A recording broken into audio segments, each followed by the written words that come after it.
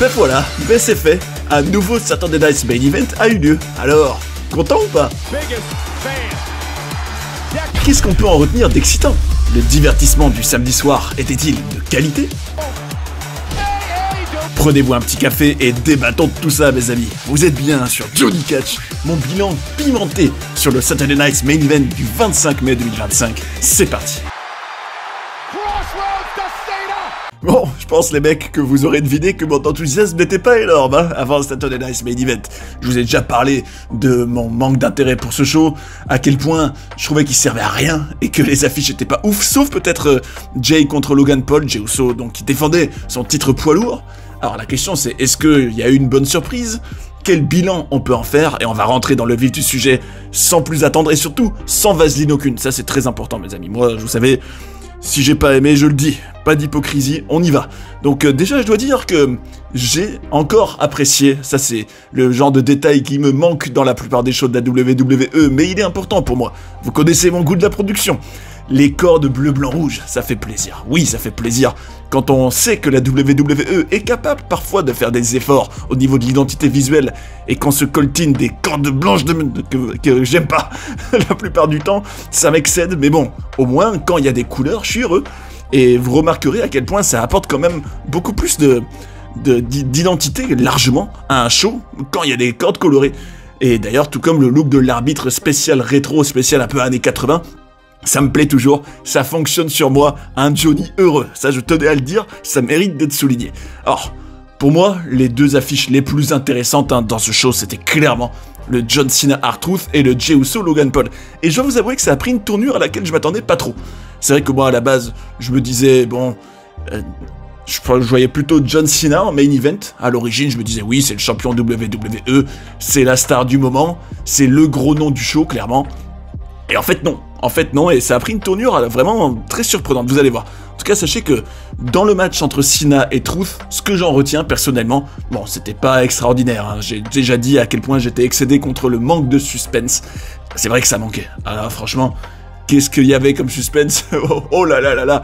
Comme si R-Truth allait battre John Cena. Justement, je trouve que, à mon goût, ça aurait dû être beaucoup plus dominant et beaucoup plus à sens unique parce que bah, si tu galères contre tous les adversaires, finalement rien n'a de valeur. C'est vrai, soyons honnêtes les gars, soyons honnêtes. John Cena, lui, il a besoin, je trouve, de quelques squash dans tout ça et arrêter de gagner tout de manière non clean parce que c'est ce qu'il a fait, encore une fois. Là, alors, autant le truc intéressant du match c'était la dernière séquence où d'abord il a hésité à frapper avec la ceinture, quoique non, mais... alors que R-Truth se réjouissait, commençait à bondir comme un lapin, en étant tout heureux que John Cena soit peut-être revenu du bon côté. Bah non, quoique non, low blow, dans ta gueule R-Truth, peu cher, j'ai envie de dire, et victoire. Encore une fois, avec de la controverse et du litige pour John Cena qui ne sait plus que gagner comme ça. Comme si l'attitude de Judgment ne fonctionnait plus, comme si les années et les années de domination n'avaient jamais existé. Mais bon, je vais vous dire, ce qui m'a vraiment plu, en fin de compte, et ça rendait quand même ce match original, et pour ça je dis bravo Triple H et la WWE sur ça, c'était original et créatif, voir R-Truth débarquer en tenue de John Cena, avec la musique de John Cena, et même faire des prises de John Cena, ça m'a fait rire, ça, je vous avoue que ça m'a fait rire. C'est vrai que c'est pas tous les jours qu'on voit un catcheur contre un imitateur, et ça, franchement, je trouvais ça plutôt original, ça m'a bien amusé. Et ça mérite quand même d'être valorisé. Pour une fois, moi qui me plains toujours du manque de créativité, il y en avait. Et R-Truth a été bon, donc ça j'ai bien aimé. Et ce que j'en retiens finalement le plus, c'est le fait que Cena, tout comme, vous savez, ce moment à Backlash contre Randy Orton, le show d'avant, où il avait aussi montré quelques petits signes d'émotion qui semblaient peut-être indiquer un face turn à venir, là on a vu un Cena qui a peut-être un peu hésité à aller à fond dans le côté heel. Et je me dis, à long terme, je sens, en tout cas c'est mon prono, que Cena finira par repasser du bon côté, et c'est ce qu'il faut de toute manière. Rappelez-vous alors, si vous n'avez pas vu, allez la voir et donnez-moi votre avis, parce que je suis bien curieux, que dans ma vidéo sur le booking que je ferai moi jusqu'en 2027, ah oui, à Johnny qui se projette sur le long terme, j'avais dit que il faut que quand même Cena, ça se termine par un face turn. C'est vrai, une fois qu'on sera arrivé au bout de ce programme avec Cody Rhodes, Cena doit quand même conclure sa carrière par on va dire, un face turn, et puis même des retours positifs des gens, en tout cas dans l'acclamation et la gloire, il le mérite quand même. Faut pas que ça se termine avec un gars complètement qui prend sa retraite en étant détesté. Non, ça le fera pas. Et puis même, c'est pas beau, c'est pas une belle histoire. Donc je trouve que c'est en gros les petits signes, les prémices d'un face turn à venir, et c'est que logique. D'ailleurs, puisque genre je vous parle de cette vidéo booking, j'en profite pour vous parler aussi d'une vidéo qui s'en vient, à laquelle je vous invite à être présent, parce que elle va être assez intéressante. Alors, vous aurez remarqué que on nous a annoncé le show Worlds Collide pour le 7 juin. Alors, à ce moment-là, je vous ai dit, attends, le 7 juin, il y a déjà Money in the Bank. Ben, ce sera juste avant. Donc, pour ceux qui aiment la lucha libre, réjouissez-vous, sortez vos cacahuètes, épicées, j'ai envie de dire, parce que vous aurez donc une double ration, double show de catch. Et vous savez, c'est le fameux show avec la AAA. Et attention, c'est pas... Et oui, non, en gros, vous savez, la WWE qui a racheté cette compagnie, et donc c'est un show 100% lucha libre. Alors pourquoi je vous parle de ça? Parce que le suspense, là, en tout cas, le truc que beaucoup de fans ont remarqué, c'est qu'il n'y a pas Alberto Del Rio sur l'affiche, alors que pourtant, c'est un des gros noms de cette fédération-là, en l'occurrence. Donc la question c'est, est-ce qu'il est en odeur de sainteté? J'adore, franchement cette expression, j'adore. Est-ce qu'il est plutôt persona non grata à la WWE qui aurait racheté une compagnie en se disant, mince, il y a quand même un nom qu'on n'aime pas trop là, donc on ne veut pas trop parler de lui, dans la compagnie là, comment on fait? C'est vrai qu'à l'instant T, on a, enfin en tout cas à l'instant T où j'enregistre cette vidéo bien sûr, hein, on a l'impression que la WWE s'est pas encore positionnée. En tout cas, si vous avez envie de comprendre pourquoi Alberto Del Rio est un peu controversé et que la WWE est peut-être un peu réticente à le mettre full en avant, soyez là le 19 juin les gars, parce que vous comprendrez pourquoi direct. Pourquoi? Parce que tout simplement il y aura un documentaire sur lui, sur sa carrière à la WWE, on va se régaler, parce que n'oublions pas qu'à une époque il était méga crédible et c'était une des nouvelles stars. Et puis n'oublions pas aussi que il a de sacrées casseroles entre Paige, entre ces histoires de bagarres en coulisses. Il avait même une fois été retrouvé face à un type qui le braquait avec un flingue dans un show. Croyez-moi, ça vaut le détour, ça vaut le détour. Donc, soyez là le 19 juin. Et puis évidemment, tous ceux qui commentent, qui likent, qui interagissent, qui donnent leur avis, qui partagent leur ressenti, vous êtes au top. Je vous remercie pour ça. Vous apportez de la vie à la chaîne, vous aidez Johnny Catch évidemment, et pour moi c'est un régal à lire, donc merci du fond du cœur pour ça. En tout cas, comme j'étais en train de dire, le 7 juin, double ration. Et c'est pas tout, il y a encore d'autres choses qui s'en viennent. Rien ne va plus, messieurs, dames, faites vos jeux, pourquoi? Bah parce que le 12 juillet, il y a encore Saturday Night's Main Event. Alors là, j'ai envie de dire, hip hip hip, pourquoi? Bon, c'est un peu ironique, mais quand même, ça se passe à Atlanta. Et à quoi ça me fait penser? Ça me fait penser à Goldberg, vous savez, Goldberg, il est intimement lié à Atlanta, ne serait-ce que par son passé à la WCW notamment, et à ce moment-là, je vous dis, ce match, en tout cas le main event de Saturday Night's Main Event, ce jour-là, je pense qu'il y a de fortes chances que ce soit le dernier match de Goldberg, ou alors, est-ce qu'il y apparaîtra, il y fera son grand retour pour ensuite catcher à SummerSlam? Possible aussi, surtout que dans la foulée, oui, ça pourrait très bien arriver, hein, ce serait que à peu près 3 semaines plus tard. Donc je vous dis, on prend note, on le note dans le calendrier, le 12 juillet, ce sera peut-être une date historique dans la carrière de Goldberg. Et puis le même week-end, ça c'est la nouvelle lubie, là j'ai l'impression de faire des gros week-end catch, vous aurez un PLE 100% féminin. N'empêche, ça faisait un moment, hein, depuis 2018, Evolution. Bon, au moins... Je vais voir le côté positif et me dire que ça permettra à de jeunes femmes qui le méritent d'être mises en avant davantage, en espérant qu'ils racontent quand même des bonnes rivalités et que ce soit pas juste des matchs pour des matchs pour des matchs pour des matchs. Enfin bref. Sinon, donc, ce que je retiens de ce Saturday Night's Main Event du 25 mai, c'est surtout que Cena a évidemment gagné. Il était tiraillé. Un Cena qui était tout en orange. À ce moment-là, je vous dis, est-ce que vous vous rendez compte quand même du nombre de couleurs différentes qu'il a eu en l'espace de quelques mois? Là, c'est hallucinant. C'est hallucinant. En gros, pour littéralement chaque apparition, il y a un t-shirt différent. Bon, je sais que ça a été justifié, qu'on en a parlé, certes, mais bon, vous m'enlèverez pas de l'idée, les mecs, que tout ça, c'est dégueulasse, et que c'est marketing, vendre, pognon. Et c'est pas très beau, hein. Voilà. tout cas, sachez que on avait une interaction en coulisses après à laquelle je m'attendais pas. Et justement, c'est ça qui a été un peu mon contre-pied dans ce show, c'est celle entre John Cena et Jey Uso, avec un John Cena qui disait à Jey Uso, hey, Jey, un YouTuber champion de monde poids lourd, pendant que moi je prends ma retraite, ça ruinerait le catch, non? ça me tuait parce que je me disais, c'est vrai que c'est vraiment sa mission hein, à John, de ruiner le catch. Et il y tient, par tous les moyens possibles. Donc ça m'a fait rire. Et c'est là que j'ai compris, oui j'ai compris, qu'il serait impliqué dans le match entre Jey Uso et Logan Paul, alors que, pour ceux qui auront vu ma preview en quelque sorte, hein, si on peut l'appeler comme ça, de Jey Uso, Logan Paul et de ce show, en amont, moi je m'attendais pas du tout à ce que les deux matchs soient connectés, hein. Vraiment pas, je me disais non, Jey Uso, il a le suspense là parce qu'il doit défendre sa ceinture et réussir à la conserver, alors que l'autre fois il s'était fait avoir et avait pas réussi à avoir un règne long, mais je m'attendais pas à ce que Cena soit impliqué du tout, et ça l'a été. Parce que, qu'est-ce qui s'est passé? Le finish, hein. Allons surtout au finish, en tout cas, le main event était donc Jey Uso, main event Jey Uso, contre Logan Paul. Et on va parler du reste juste après, vous inquiétez pas. Donc il y avait eu le super kick, le frog splash, alors que Jey allait probablement gagner le match. Qu'est-ce qui se passe? John Cena tire l'arbitre hors du ring et attaque Jey Uso. Donc, un John Cena qui est prêt à tout, même à intervenir dans des matchs où à la base il n'a rien à voir, pour ruiner le catch. Bon. Il y a une justification du coup, mais surtout, qu'est-ce qui s'est passé de marquant après? Enfin, il réapparaît Cody Rhodes.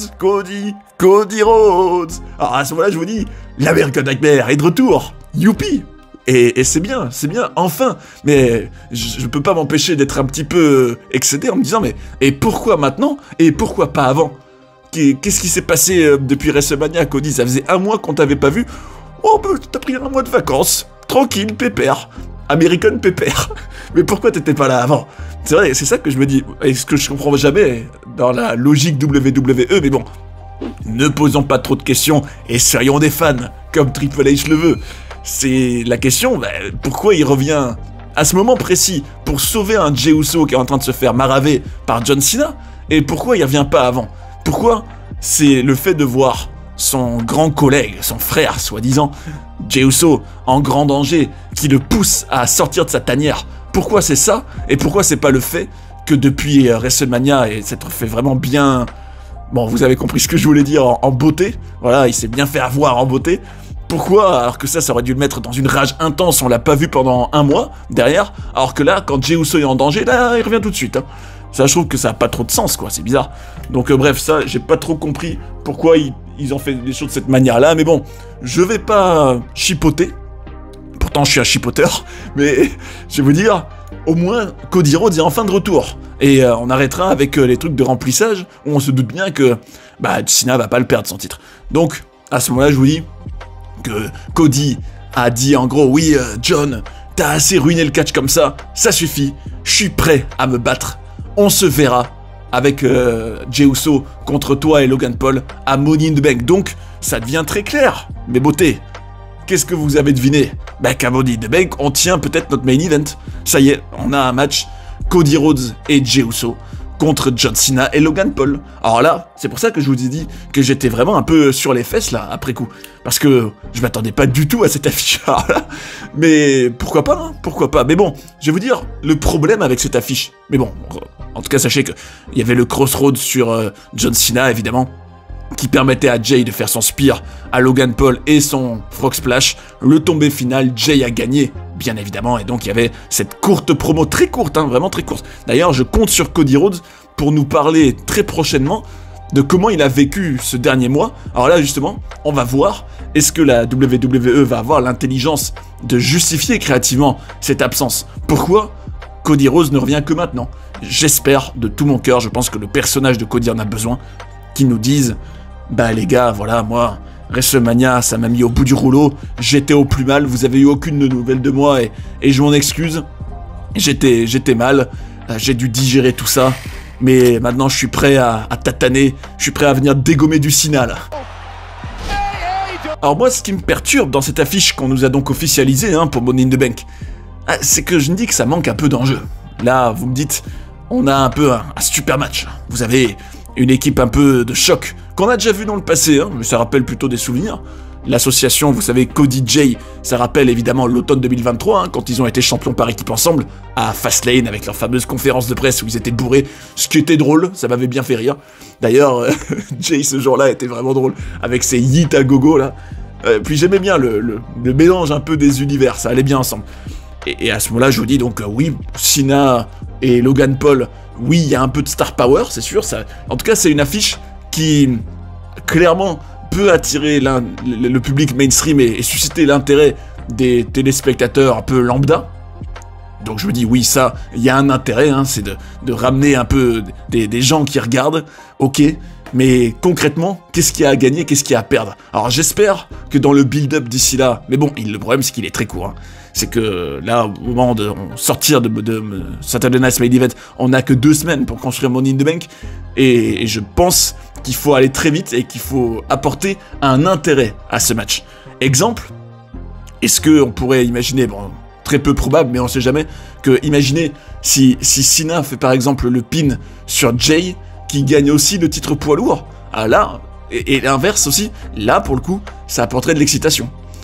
Je trouve, en gros, que Cena ait la possibilité de ruiner le catch. Ou alors, on se dit tout simplement, ben, si Logan Paul fait le tomber sur Jay dans ce match, il devient champion du monde poids lourd quand même, et en plus, il a Cena à ses côtés pour l'aider. Par contre, est-ce que Cody doit gagner le titre WWE comme ça? Je trouve pas, je trouve qu'il faut que ça arrive dans un Cena-Cody 2, qui est inévitable. Enfin bref, vous l'aurez compris, je pense qu'il faut apporter un peu de piment à tout ça, que un match par équipe, bah tout comme le Money in the Bank de 2024, hein, un match par équipe où vous aviez le champion avec Owens et Orton contre la Bloodline, ok, bon, pour le match, mais encore une fois, WWE, désolé, mais c'est vrai, ne vous contentez pas de mettre en place des matchs qui pourraient être des bons matchs, non. Mettez de l'histoire, mettez de l'enjeu, mettez de l'électricité, mettez une chose qui te donne envie encore plus de regarder. Là, vous me dites juste le match par équipe comme ça, sans rien ajouter de plus, je vous dis, bon, ouais, non, c'est ok, d'accord, je regarderai par curiosité, mais il me faut vraiment un truc qui me donne envie, qui m'excite, quoi. Enfin bref, je compte en tout cas sur les 2 semaines suivantes pour que ça arrive. Et quelle spéculation on peut faire, hein, par rapport à cette affiche-là?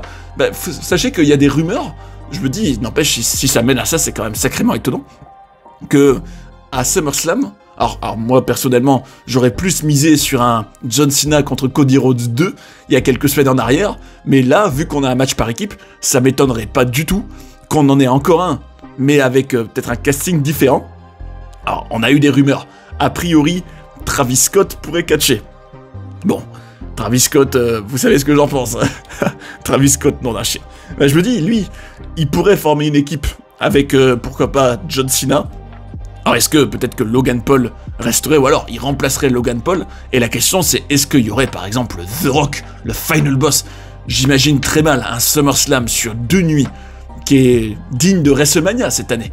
Sans The Rock du tout, déjà que il nous a posé un lapin, c'est le cas de le dire, pour WrestleMania. Et puisqu'on parle de lapin, sachez que une rumeur qu'on a pu lire aussi, c'est que Bad Bunny serait avec les Babyface. Donc imaginez, écoutez-moi ça, imaginez Cody Rhodes avec Bad Bunny, avec peut-être, alors on pourrait imaginer, même si Randy Orton il est plus soi-disant partant pour un match contre Nick Aldis, ce qui serait logique à force de lui foutre des RKO à gogo. Mais peut-être que Cody Rhodes pourrait mettre avec Jay, du coup. Même si Jay, j'aimerais bien qu'il défende sa ceinture quand même. Faut bien qu'il y ait des défenses de titre. À moins que, vu que c'est sur 2 nuits, on a une nuit où il y a le match par équipe, et une autre nuit où Jay et Cena défendent leur ceinture. Ça, pour le coup, ça me plairait bien. Ça apporterait de l'intérêt aux 2 nuits. Ça, j'aimerais bien, pour le coup. J'espère qu'ils feront ça.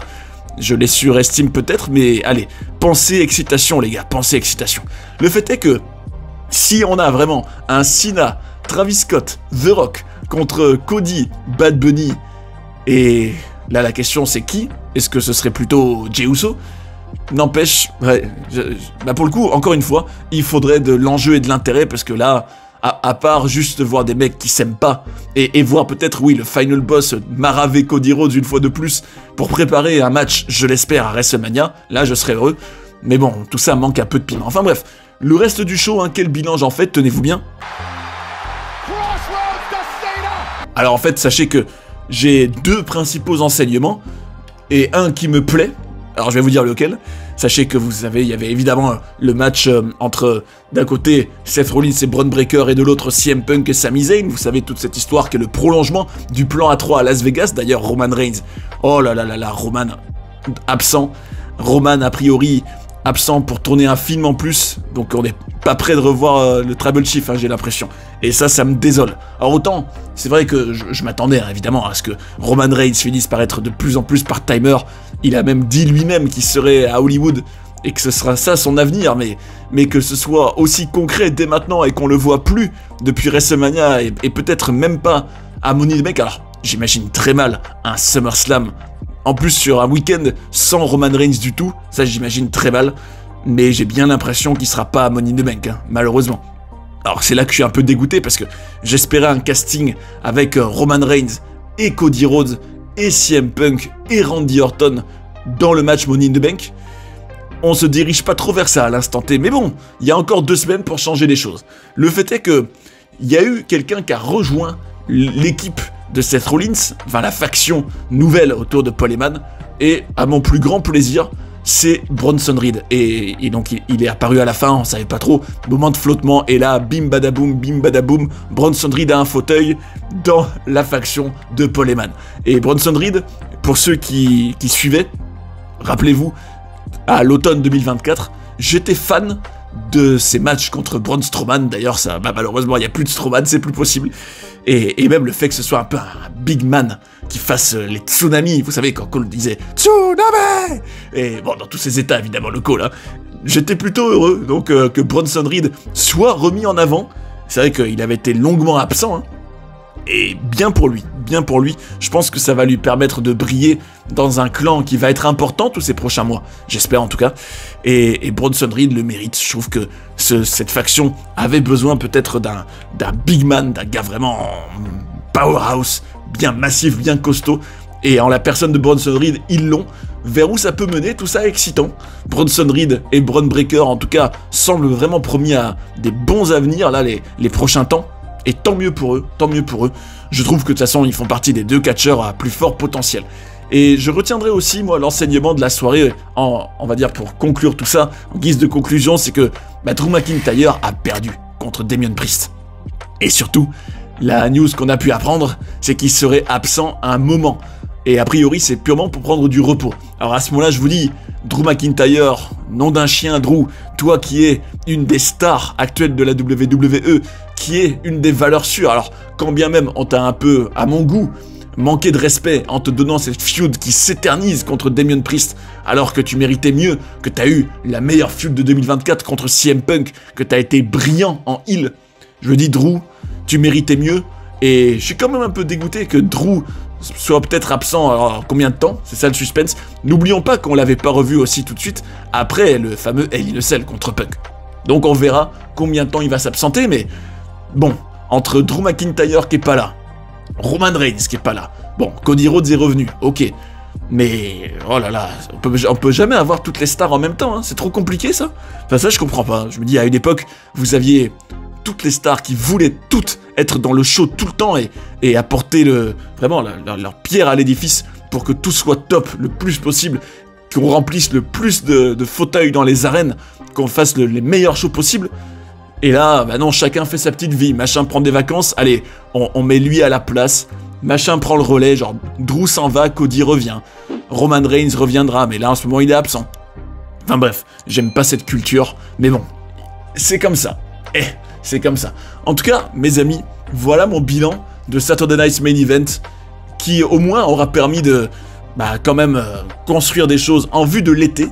Il y a quand même pas mal de perspectives, hein. Il y a quand même des shows qui s'en viennent, où on est bien curieux de ce qui va se passer, dont, on va dire, le point culminant sera, je l'espère, un SummerSlam digne de WrestleMania, pour rattraper un peu ce qui n'allait pas, selon moi, dans le Showcase des Immortels cette année. Et réjouissons-nous, on aura peut-être des lapins, des fail à gogo, et peut-être un Final Boss. Et pourquoi pas, on va dire la construction qui reprendrait enfin entre un Cody, un Final Boss, un Cena, parce qu'il faut bien qu'il y ait le rematch un jour ou l'autre. On verra comment tout ça se goupille. Espérons, mes amis, qu'on soit sur le point de vivre un été inoubliable. D'ailleurs, si vous avez envie de découvrir des documentaires sur des personnages incroyables ou d'apprendre plein de coulisses et de controverses de la WWE, j'ai tout ce qu'il vous faut ici. J'espère que vous avez passé un bon moment devant cette vidéo et je vous invite à rester sur Johnny Catch pour en voir d'autres. A tout de suite. And that's the bottom line, 'cause Stone Cold said so.